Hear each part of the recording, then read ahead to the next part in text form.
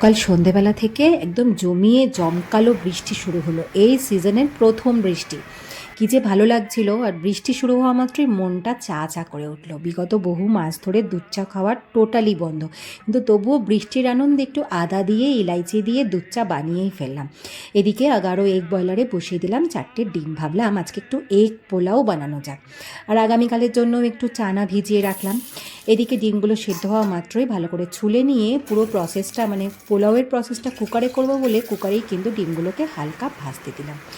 সন্ধেবেলা চলে আসলাম আবার ব্যালকনিতে। কী যে ভালো লাগছিল, ঠান্ডা ঠান্ডা ওয়েদার, মানে অনেকক্ষণ রাত পর্যন্ত কিন্তু বৃষ্টিটা কন্টিনিউ হয়েছিল, দারুণ লাগছিল।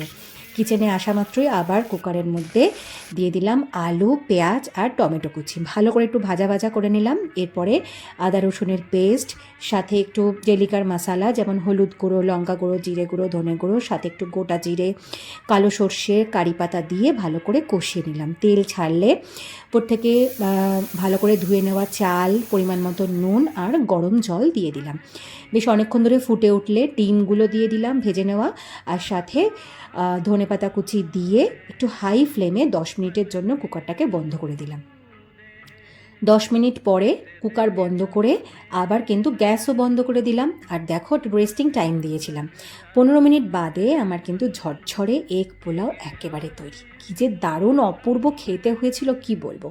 সাথে একটু পেঁয়াজ কুচি নিয়ে নিয়েছিলাম, একটু রায়তাও বানিয়েছিলাম। কালকের রায়তাটাও কিন্তু একটু টুইস্ট ছিল, যেমন একটু শসা কুচি, পেঁয়াজ কুচি, সাথে একটু লঙ্কা কুচি, ধনেপাতা কুচি দিয়ে, সাথে ভাজা মশলার গুঁড়ো, লঙ্কার গুঁড়ো, আর সাথে কিন্তু দিয়েছিলাম একটু তড়কা। আর ঝরঝরে এগ পোলাওয়ের সাথে রায়তাটা অপূর্ব লাগছিল খেতে। দেখে তোমরা নিশ্চয়ই বুঝতেই পারছো।